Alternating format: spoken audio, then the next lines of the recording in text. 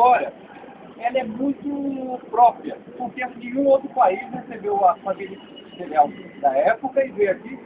E hoje, sabe, provavelmente, sem essa visita, que foi tão estranho, o país teria sido como a América Hispânica. Teriam vários países, porque naquela época ainda não era um país só, eram várias colônias, tá, que foram unidas, porque a família imperial veio para cá e acabou unindo sobre o comando de Dom João, depois que o Dom Pedro, Dom Pedro II, finalmente, através de um golpe, se instalou a República do país. Mas nós vamos mostrar isso, e vamos mostrar visitando, porque um grande transformador que dá a fisionomia da cidade foi o prefeito Pereira Passos.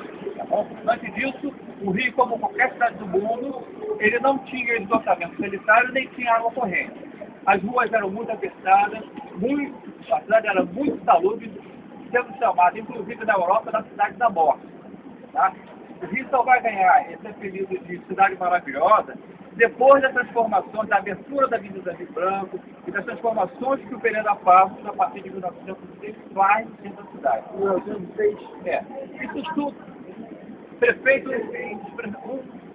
do Rio, tá bom? Essa ideia de revitalização já vinha do final ou do meio do Segundo Império com Dom Pedro II, que foi um homem que modificou muito a cidade toda, mas não houve condições monetárias. No final do Segundo Império, o Brasil realmente, tal como agora, houve um problema econômico através do mundo e o Brasil sofreu. Depois, com a instalação da República, e melhorando as condições econômicas, então realmente se fez uma reforma que foi baseada na reforma que o Raffman fez em Paris. Pereira Passos, toda a Escola Nacional de Engenharia, fez estágio em Paris e viu as transformações que a Europa estava passando, especialmente a França. E trouxe aquelas ideias que já tinham pensado para o Rio e pôde realizá-las. Nós vamos mostrar algumas coisas, tá bom? Importantes. E se alguém tiver alguma coisa a acrescentar, sempre será bom. Professor, a gente vai ter essa matéria por escrito, tá? Isso nós temos que pesquisar. Esse pessoal que vai serão os meus alunos, eu, além de ser professor de espanhol, sou arquiteto. Então, eu vou dar alguns vídeos indicando livros, indicando pequenas estruturas, como essa daqui, por exemplo, que pode adquirir grátis, essas coisas. Mas isso é um trabalho longo. Agora, observe o seguinte, é um aviso a todos. No início, parece muito simples porque não tem nada. Mas no final, tem um peso muito grande, porque a cobrança de tudo que a gente vai dando vai ser cobrado. Elas podem falar melhor do que eu sobre isso. Não é só isso aí, sobre essa experiência. Ela vai falar sobre isso. Eu acho assim, tudo que o professor for dando tem que guardar, arquivar, não perder as folhas, porque no final isso será muito útil. Ter uma fonte segura de pesquisa é muito importante, porque se for confiar só na internet, num guiamento os podem estar falando aquilo que é errado, principalmente datas e pessoas que eles trocam os nomes. Então ter uma fonte segura é muito importante. Isso. Vamos lá, como é que vai ser a experiência em termos do... Porque realmente, quando chega no final, as pessoas ficam um pouco frustradas e você tem que evitar... um pouco muito. Você tem que evitar o atrito de você no final, porque é natural, porque quando você for trabalhar, o mercado vai ser esse, ele vai te exigir muito. Então lá a gente vai fazer mais ou menos como funciona uma agência, como funciona um hotel e como vai ser o guiamento, que é tudo para ontem, nada para depois da manhã. Entende? Então você tem que ter o treinamento. Todos os nossos treinamentos que realmente tem nível modéstia é o melhor para aqui, especialmente, está baseado nisso. Por isso, quando o meu site estão apreciados pelo mercado, nós vamos levar, no final, ao Centro Cultural da Marinha para verificar onde o pessoal tem feito estágio aqui, tá bom? Bom, Farid, sobre a sua experiência no colégio, como... Muito bom, eu fui em 3 de gaiato, porque eu gosto de manter meu tempo ocupado. Entendeu? Então, em 3 de gaiato. E assim, uma maravilha. Tanto que eu saí, eu terminei o dia, eu não queria fazer mais nada, eu queria guia. Aí eu fui no guia, volta. Aí outra professora também de geografia, volta, não sei o quê. Aí eu voltei, as meninas também, que são minhas amigas, a gente sempre faz um trabalhinho junto. Então eu voltei e já estou achando uma maravilha, curto que eu faço, porque eu faço para me divertir, não é para ficar me chatear. E aprendi muita coisa. E a gente, depois que você tem um certo conhecimento, quando você está no básico, vocês vão ver, você vai pela cidade olhando os prédios, sabe? Analisando. fazendo a categoria, descobrir a categoria deles, arquitetura, e é muito, gente, abre assim, é uma beleza, sabe? Vamos fazer sacrifício? Vai ter sacrifício. Se você vai cuidar técnica no final de semana, a festa. Mas a gente não tem nem aula de sexta-feira, agora a gente tem, e o grupo sim, não tem aula de sexta-feira. Então, eu reclamei, mas eu vou fazer, tem jeito. Mas eu acho assim, maravilhoso. Eu curto bastante. Você sabe que eu curto. A Márcia já faz estágio no Hospital da Marinha, ela pode falar, porque ela já está na parte de estágio. Então, conta um pouquinho mais. Vou entrar então para a questão do estágio. Lá na Marinha, isso é público e notório, vocês vão saber disso. Financeiramente você não tem um retorno legal.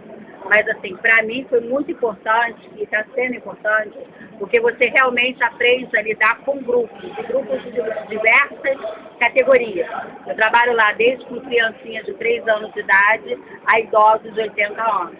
Então, você tem aquela questão de você conduzir um grupo, de você conseguir prestar atenção no seu grupo, de você conseguir sentir o que seu grupo está precisando naquele momento. Naquele momento, ele está só preocupado em tirar a foto, porque se você for dar informação, você vai quebrar aquilo, e de que forma você pode dar informação para que o seu grupo esteja satisfeito contigo e você esteja satisfeito também com o grupo.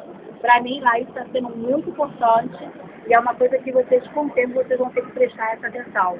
Outra coisa que a gente ouve falar no curso, mas que na prática, só na prática que você pega, é a questão do time entre um grupo e outro. Porque lá são várias guias, com vários grupos diversos, grupos que você tem que ter o maior cuidado, às vezes são grupos com síndrome de Down.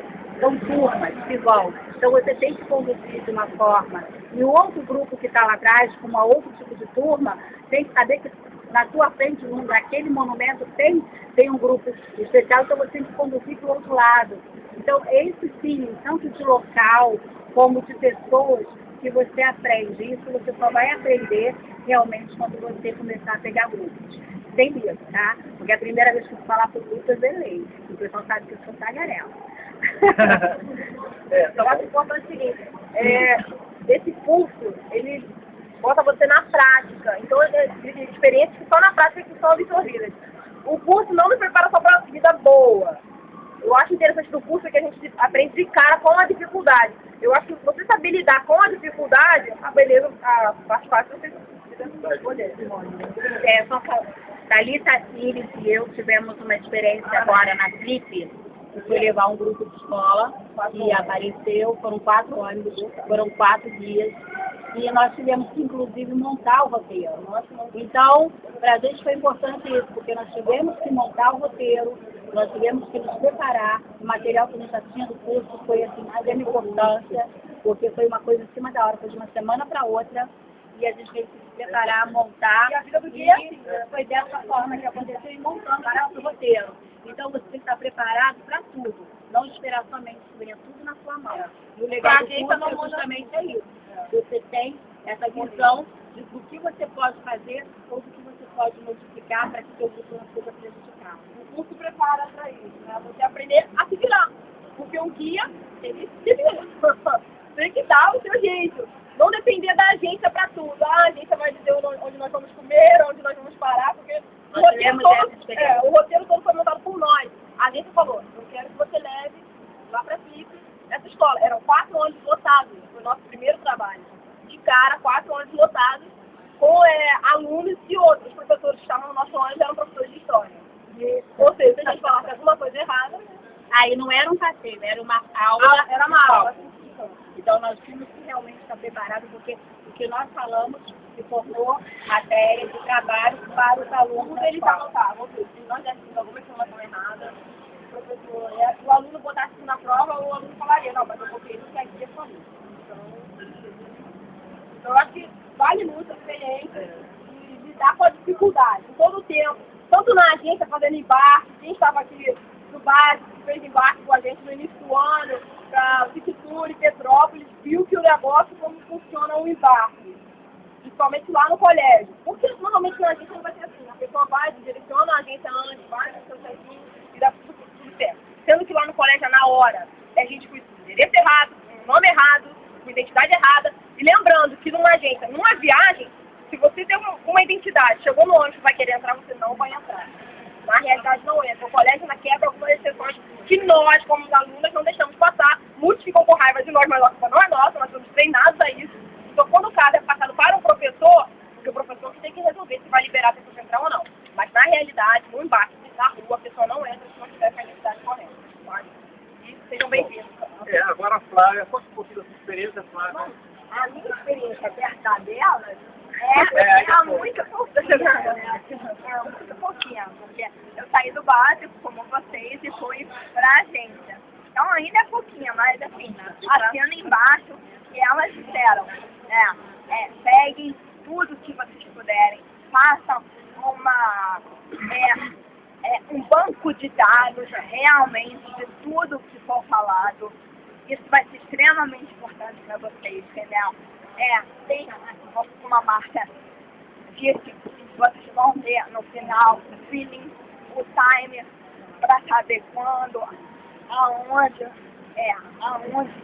o que há, vocês vão ter tudo isso, entendeu? E o mais importante, saibam que vocês estão dando com pessoas, ou seja, elas não entendem da mesma maneira ao mesmo tempo.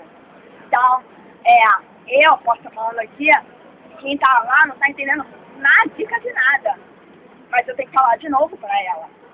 Isso é extremamente importante. Então, eu tenho que fazer de novo, o tempo todo. Tem que ser extremamente paciente. E é extremamente paciente. Se não houver paciência, acabou. Não precisa seguir. Você tem que ser paciente, entendeu? É só isso, essa dica. Bem, então agora nós vamos começar realmente vindo ali para o Largo da Carioca e dali nós vamos seguir. Como eu disse, o objetivo é mostrar um pouco das informações que o Rio teve e seguir em direção ao Centro Cultural da Marinha, passando pelo Passo, passando pelo Campo dos Guarulhos, tá? Para vocês terem um conhecimento. Porque o que nós estamos atualmente, tem uma grande parte das pessoas que não conhecem mais o centro. Especialmente, não tem noção do centro histórico, não tem noção que o Rio sofreu, na realidade, como se fosse um museu de arquitetura a céu aberto. Você vai ter estilo moderno aqui, Art Deco do outro lado, e você tem. Não é em todo local do Brasil que você tem isso, tá bom? E nem em todo mundo. Então vamos seguir. Há uma expressão em espanhol, não impida el paso. Vamos repetir, não impida el paso. Não impida el paso. Outra, acerquem-se mais. Acerquem-se mais. Isso. São duas expressões que vocês terão que começar a gravar, tá? Vamos atravessar com cuidado, sem tumulto em direção aqui. Sigam-nos. Tá? Os que forem brasileiros.